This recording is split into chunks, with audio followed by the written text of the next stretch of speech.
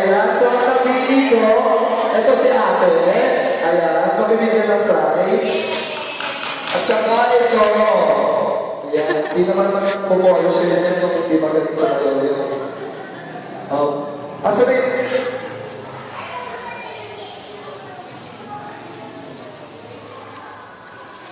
Oh, yeah. Congratulations.